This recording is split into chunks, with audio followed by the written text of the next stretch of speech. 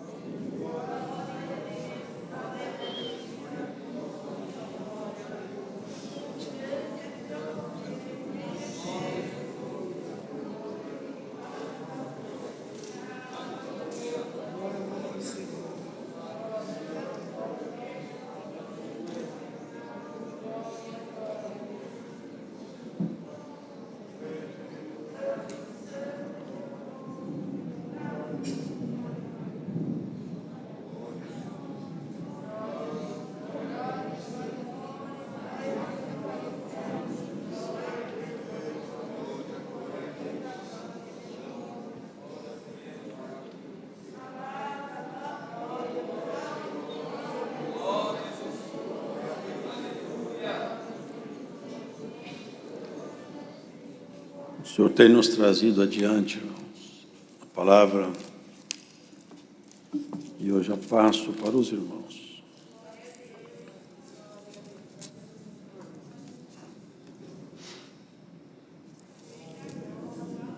Epístola do apóstolo Paulo aos Colossenses.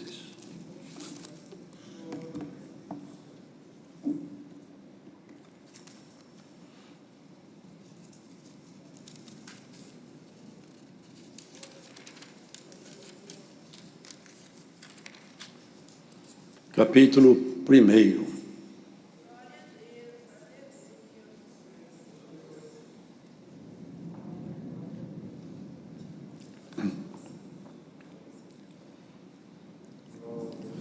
Paulo, apóstolo de Jesus Cristo, pela vontade de Deus, e o irmão Timóteo, aos santos e irmãos fiéis em Cristo que estão em Colossos, graças a vós e paz da parte de Deus, nosso Pai, e da do Senhor Jesus Cristo.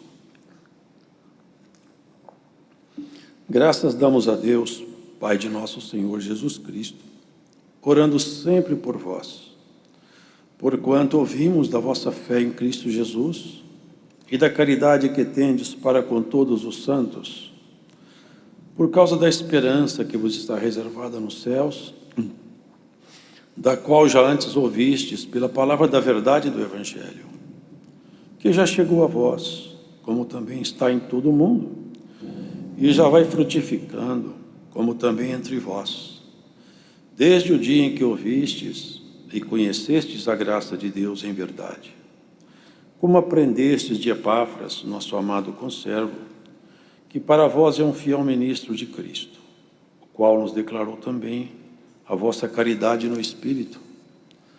Por essa razão, nós também, desde o dia em que ouvimos, não cessamos de orar por vós, e de pedir que sejais cheios do conhecimento da sua vontade, em toda a sabedoria e inteligência espiritual, para que possais andar dignamente diante do Senhor, agradando-lhe em tudo, frutificando em toda boa obra e crescendo no conhecimento de Deus, corroborados em toda fortaleza, segundo a força da sua glória, em toda paciência e longanimidade com gozo, dando graças ao Pai que nos fez idôneos para participar da herança dos santos na luz, o qual nos tirou da potestade das trevas e nos transportou para o reino do Filho do seu amor, em quem temos a redenção pelo seu sangue, a saber, a remissão dos pecados, o qual é imagem do Deus invisível, o primogênito de toda a criação. Porque nele foram criadas todas as coisas que há nos céus e na terra, visíveis e invisíveis, sejam tronos, sejam dominações, sejam principados, sejam potestades. Tudo foi criado por ele e para ele. E ele é antes de todas as coisas, e todas as coisas subsistem por ele. E ele é a cabeça do corpo da igreja, é o princípio e o primogênito dentre os mortos, para que em tudo tenha a preeminência, porque foi do agrado do Pai que toda a plenitude nele habitasse, e que, havendo por ele feito a paz, pelo sangue da sua cruz, por meio dele reconciliasse consigo mesmo todas as coisas, tanto as que estão na terra, como as que estão nos céus. A vós também, que noutro tempo erais estranhos e inimigos do entendimento pelas vossas obras más, agora, contudo, vos reconciliou no corpo da sua carne, pela morte, para perante ele vos apresentar santos, irrepreensíveis e inculpáveis, se na verdade permanecerdes fundados e firmes na fé, e não vos moverdes da esperança do evangelho que tendes ouvido, o qual foi pregado a toda criatura que há debaixo do céu, e do qual eu, Paulo, estou feito ministro. Regozijo-me agora no que padeço por vós, e na minha carne cumpro o resto das aflições de Cristo pelo seu corpo, que é a igreja, da qual eu estou feito ministro segundo a dispensação de Deus, que me foi concedida para convosco, para cumprir a palavra de Deus. O mistério que esteve oculto desde todos os séculos e em todas as gerações, e que agora foi manifesto aos seus santos, aos quais Deus quis fazer conhecer quais são as riquezas da glória deste mistério entre os gentios, que é Cristo em vós, esperança da glória. A quem anunciamos, admoestando a todo homem e ensinando a todo homem toda a sabedoria, para que apresentemos todo homem perfeito em Jesus Cristo. E para isto também trabalho, combatendo segundo a sua eficácia, que obra em mim poderosamente. Amém. Amém.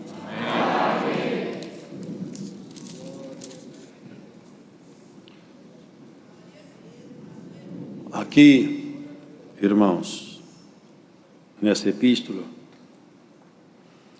percebemos a colocação bem assertiva, bem direcionada, clara de Paulo, o apóstolo, com relação àqueles irmãos de Colossos, os quais ele encontrava dentro das propostas apresentadas no Evangelho.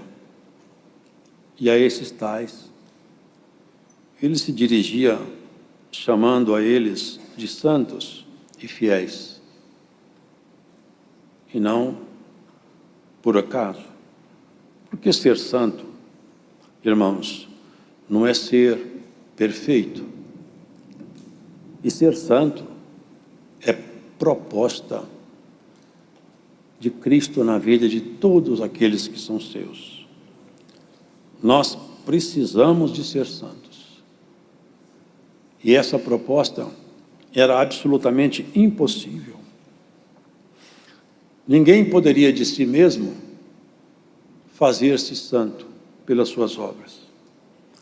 Ninguém poderia alcançar essa posição em Cristo se Cristo não tivesse outorgado a ele o perdão, para que a partir então de um perdão imerecido, o ser humano pudesse caminhar na direção de um aperfeiçoamento.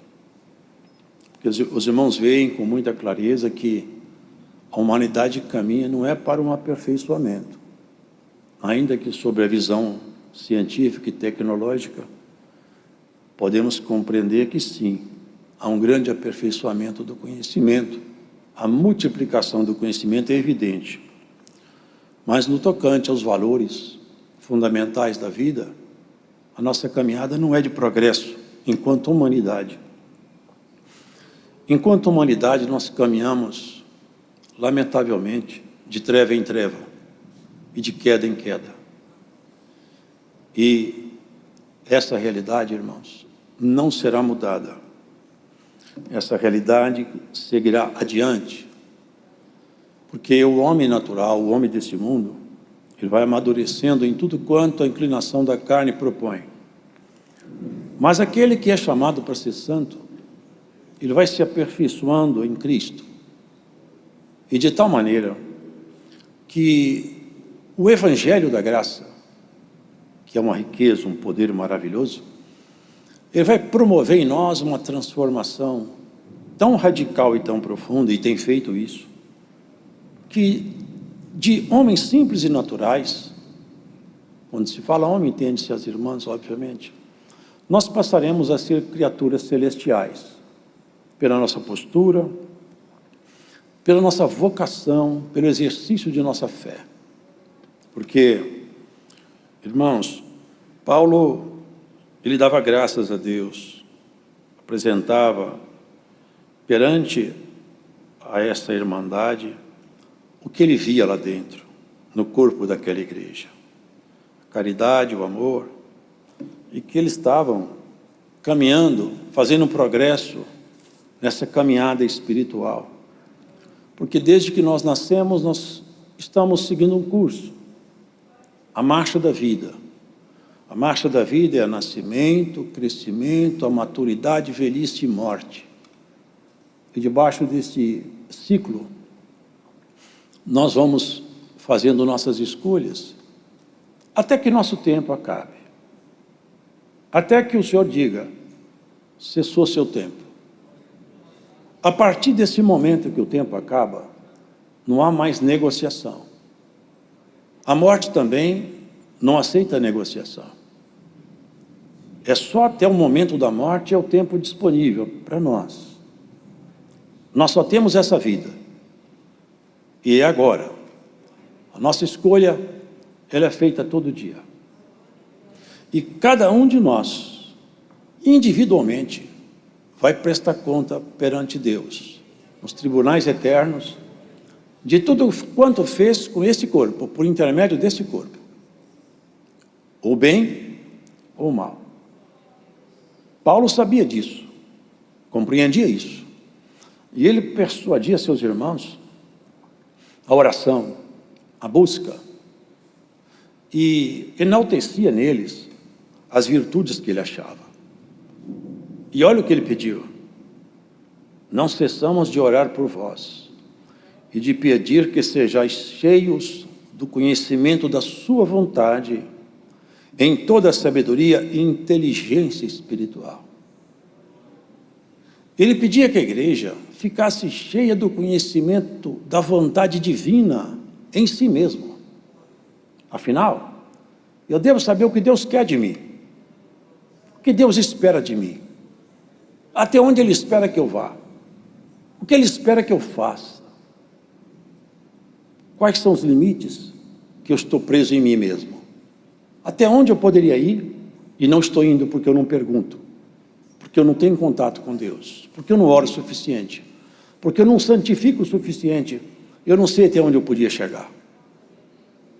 Oxalá que nós fôssemos cheios do conhecimento da vontade de Deus e também, irmãos, em toda a sabedoria e inteligência espiritual. A inteligência humana é muito boa, é utilíssima, mas só para essa vida. Terminou essa vida, a inteligência humana não tem nenhuma eficácia. A inteligência humana não tem nenhum operar no pós-morte.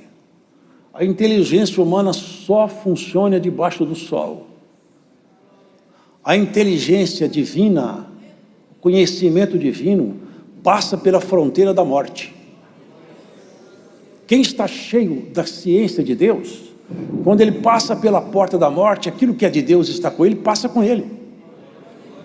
Ele chega do outro lado, carregado daquilo que é santo, daquilo que é puro. O que mais o ser humano leva?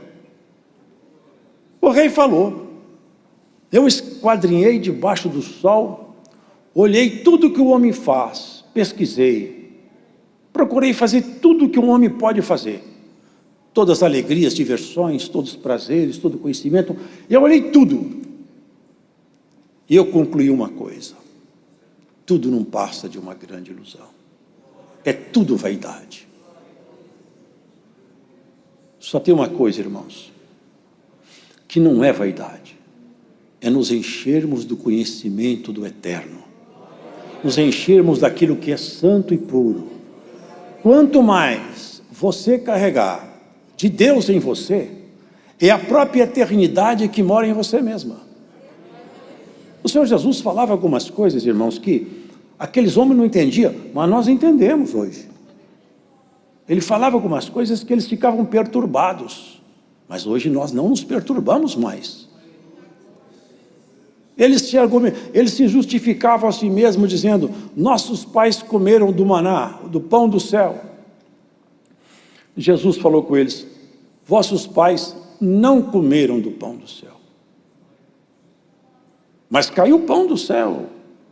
Nossos antepassados narram isso. Mas esse céu aí, ó, o pão que desce do céu sou eu. Quem come da minha carne e bebe do meu sangue não morre mais. Eles ficaram assustados. Mas que homem é esse? E que palavras são essas? Podemos comer da sua carne e beber do seu sangue? Quem não comer da minha carne e não beber do meu sangue, não tem parte comigo. Muitos discípulos foram embora depois desse discurso. Foram retirando. Um dos discípulos ainda foi admoestar o mestre: está pesado esse discurso aí. Depois que o senhor começou a falar isso, seus seguidores foram embora, o senhor vai ficar sozinho. O senhor falou com ele: vocês também podem ir embora, fica à vontade. Eles caíram em si mesmo. Pedro abaixou a cabeça e falou: não, Senhor, nós nunca escutamos palavras como as suas, nunca vimos autoridade como essa que sai de tua boca. O Senhor tem palavra de vida eterna. Ele confessou: o Senhor é o pão da vida. Nós vamos continuar. Isso, irmãos, é o segredo do Evangelho. A palavra de Deus, quando ela é alimentada, ela transforma, muda. Até mesmo as pessoas que ficavam de longe vendo o operário do Senhor Jesus foram atingidas como um raio pela sua virtude. Como Nicodemos, eles julgavam Jesus: esse homem não é de Deus, pode vir alguma coisa boa de Nazaré? Nicodemos falou: escuta, mas na nossa lei um homem pode ser condenado sem ser ouvido? Porventura você também foi enganado por esse charlatão aí? Irmãos, a palavra dele era essa daí: eu tenho comigo a vida eterna. Meu Pai tem a vida eterna e eu também tenho. Eu e o Pai somos um só. É Deus humanizado em Jesus. Deus se fez homem em Jesus. Com isso ele se identificou conosco na plenitude da identidade. Em tudo ele foi um homem perfeito. Sentiu dores, cansaço, tristeza, angústia. Tudo ele sentiu. Ele pode nos representar. Legitimamente ele é homem. Legitimamente ele é Deus. Sem nenhum pecado. Porque não teve nenhum homem debaixo do sol sem um pecado sequer. Nenhum. Exceto Jesus. Nenhuma marca dele foi achada. Nenhum sinal. Nenhuma assinatura da treva. Irrepreensível. Por isso, ele dizia: vocês se alimentem de mim. Eu trago comigo o segredo da vida. Porque o primeiro Adão trouxe consigo o segredo da morte. E todos morreram. Eu tenho comigo o segredo da vida. Quem ouve as minhas palavras, crendo nelas, olha o que ele disse: vocês que estão com sede, vem aqui, eu vou matar a sede de vocês. E tem mais: se vocês crerem em mim, dizia ele, ao escutar minhas palavras, vai se formar em você um rio de água viva, que vai saltar com vocês dessa vida para a vida eterna. Eu sou o pão da vida. Compreendi isso, irmãos? Alimentar de Jesus é alimentar da palavra dele.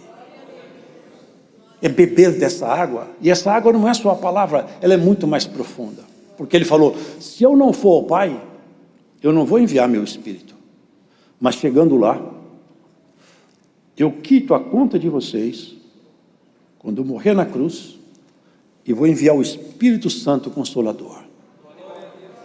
Exatamente o que ele fez. Foi num dia de festa, sabe, irmão, o Senhor Jesus, era um dia de festa. E ele fez essa pregação porque estavam apertando ele muito. Com que autoridade você faz tudo isso que você está fazendo? Quem te outorgou a autoridade?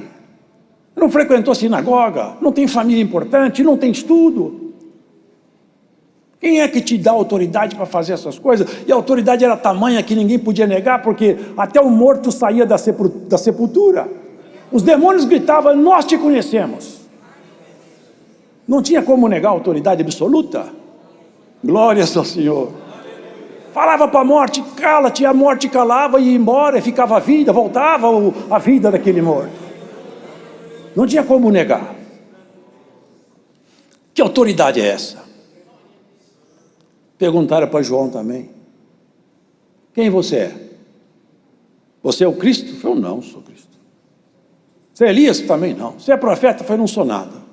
Quem que você é? Eu sou uma voz que clama pelo deserto. Aí Jesus espera a pergunta e perguntou, eu também quero perguntar para vocês uma coisa. O batismo de João Batista era do céu ou da terra? Porque se eles falassem, era do céu, ele perguntaria, por que vocês não creram então? Se eles falassem, era da terra, aquele povo apedrejava eles. Eles como uma raposa, nós não sabemos. Eu também não vou falar para vocês com que autoridade eu faço essas coisas. Mas nós sabemos com que autoridade ele faz tudo. Vocês viram aqui?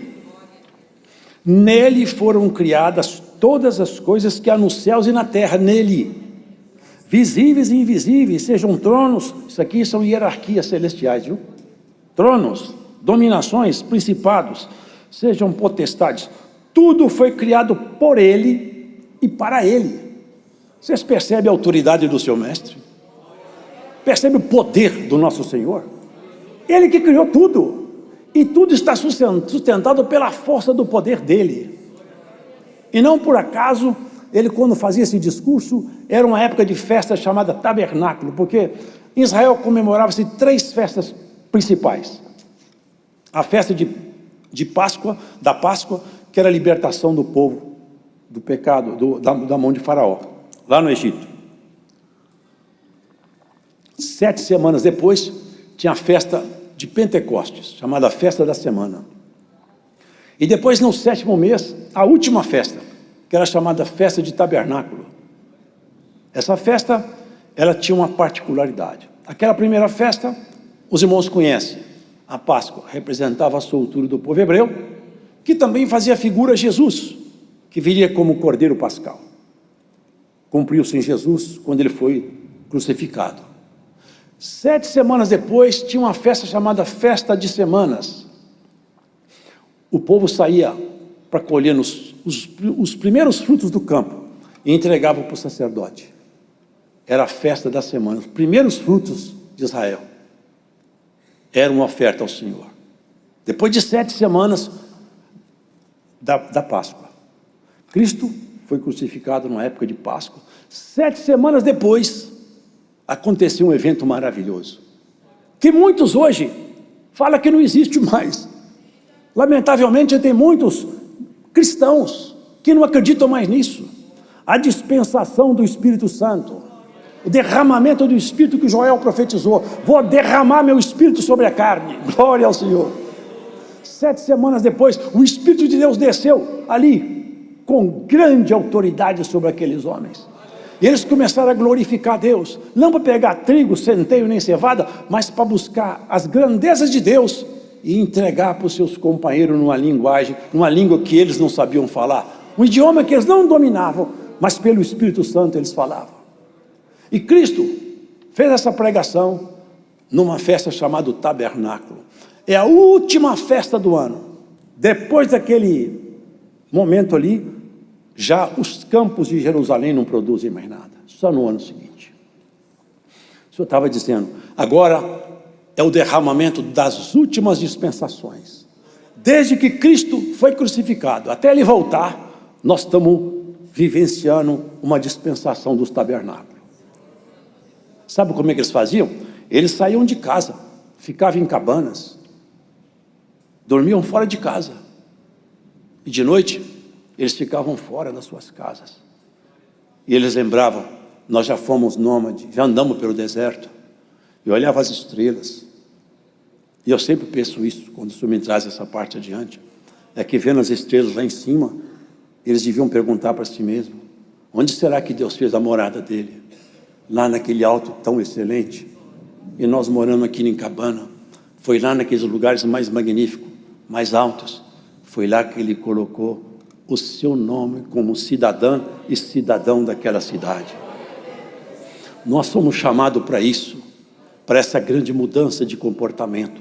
Enquanto a humanidade toda caminha em passos largos para os abismos, cantando como um novilho que vai ao matadouro, sem saber o que espera, nós vamos sacrificando nossos desejos, mortificando a nossa carne, falando não muitas vezes para a nossa natureza, seguimos adiante.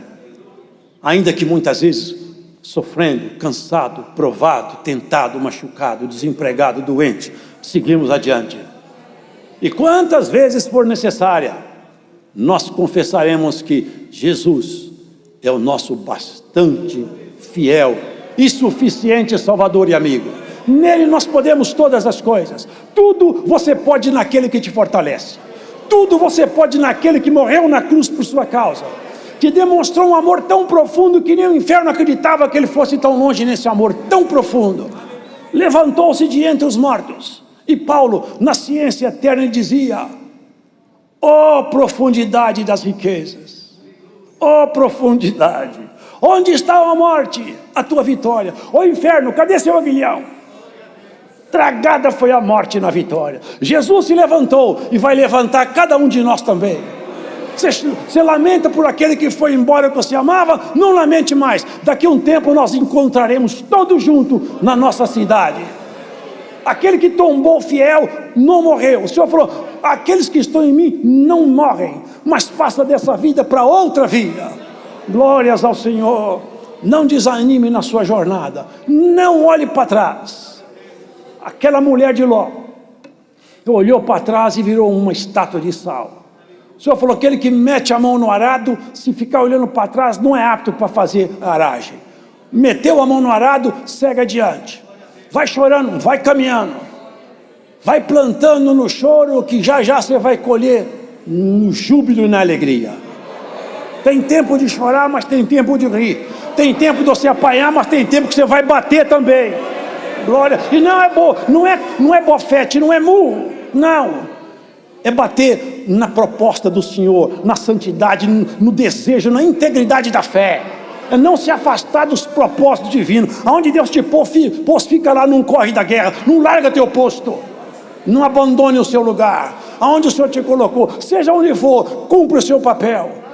Faz aquilo que fez aquele homem, Gideão, malhando um trigo, cansado, provado, sozinho, tentando fugir da mão dos inimigos. Apresentou-se ele um varão, falou assim, varão valoroso, vai nessa pouca força. Valoroso, logo eu estou arrebentado, eu estou sozinho, todo dia vem os inimigos, toma tudo, eu estou tentando livrar a casa de meu pai. O Senhor vai fazer um livramento pela sua mão, mas eu não posso, eu sou o menor da minha casa. Você é o menor da casa sua, mas o maior de todos chegou aqui para te representar hoje perante esse tribo. Irmão, não tem ninguém que possa se fazer pequeno quando Cristo se torna seu aliado. Não tem ninguém derrotado quando Cristo é seu ajudador. Não tem ninguém perdido quando o Senhor é sua luz. Não tem ninguém amaldiçoado quando Cristo te abençoou. E você está com medo da maldição? Receba a bênção da palavra em nome do Senhor Jesus Cristo. Você está com medo do futuro? Jesus Cristo é o futuro seu. Não tenha medo do amanhã. Quem não tem Deus tem que ter medo de qualquer coisa. Até de um gato ele tem que correr. Quem tem Deus não tem que ter medo de nada, porque sabe, eu estou na mão do Senhor. Tudo Ele pode fazer por mim. Quantas vezes tentaram matar esse homem? Cercaram. armaram ciladas, juraram de morte. 40 homens salvam o melhor juízo, falaram assim: nós não comemos, não bebemos enquanto nós não matar Paulo. Esse homem tem que morrer. O Senhor falou: ninguém mata Paulo. Enquanto ele não fizer tudo que eu mandei, não morre Paulo. Morre todo mundo, mas Paulo fica vivo. Glória ao Senhor. Morre muitos, mas você fica vivo. Alguém falou que você vai morrer, o Senhor te fala: você vai viver, e vai viver para servir ao teu Deus. Glórias ao Senhor. A palavra de Deus, irmão. Sede santo, sede puro, seja limpo, é fiel, honesto, acumula as boas obras, porque quando você dobrar seu joelho, Cristo está comprometido com sua oração. Paulo falou: eu cumpro o resto das aflições. Não que Cristo deixou conta para pagar, não que Paulo cumpriu um saldo que Cristo deixou devedor, nunca. A obra de Cristo é suficiente, total e absoluta. O que Paulo dizia é o seguinte: eu agora aprendi a sofrer pela igreja, aprendi a gostar desse povo, aprendi a amar essa gente, e quando esse povo está apertado, eu sinto aperto, eu sinto tremor por fora e temor por dentro. Quando alguém fica fraco, eu perco o sono à noite. Quando alguém enfraquece, eu perco a minha alegria de comer. Agora eu vivo para proteger esse povo. Glórias ao Senhor. Viva para proteger essa gente, que Cristo vai proteger até a tua casa. Protege o povo de Deus, que Deus te protege. Defende a verdade, e a verdade se levanta no tribunal e te defende no último dia. Glórias ao Senhor. A palavra do Senhor é essa: faça o bem, e o bem vai trabalhar a teu respeito. E não tema o que possa te fazer um homem, porque fiel é aquele que te chamou. Fiel ao teu ajudador, o poderoso de Israel, que não fez essas estrelas michuruca, não, nem essas galáxias, não. Ele fez com as potestades do céu, as hierarquias mais altas, os querubins, aqueles anjos que quando chegam na terra, a terra inteira fica iluminada quando eles passam por aqui, ilumina até esse universo. São anjos que nós nunca vimos. Eles foram, todos eles, feituras do Senhor. Ele que pode sustentar a sua caminhada, os seus passos. Na mão dele você está seguro, e ninguém te tirará da mão dele.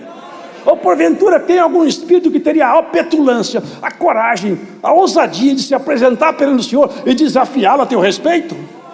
Antes escondido pelas cavernas do inferno é que eles andam. Glórias ao Senhor. O Senhor te chama de bem-aventurado, de bem-aventurada. O dia do Senhor vem vindo. Prepara-te para aquele grande dia. Prepara-te para o grande encontro. Não olhe para a esquerda, não olhe para a direita, não olhe para trás. Muitos correram da guerra. Naquele dia vão ficar com muita vergonha, quando se levantarem os heróis da fé, os novos heróis da fé. A Maria, João, Pedro, Tiago, José, Antônio, todo mundo vai se levantar. Herói da fé, você venceu, mulher, você venceu, homem. Tome a porção do teu Senhor. Entra no gozo, no regozijo que não acaba. Você dorme de noite, aonde vai sua alma? Quem toma conta de você? É o Senhor que vela por ti. Deus seja louvado. Amém. Agradecemos a Deus em oração.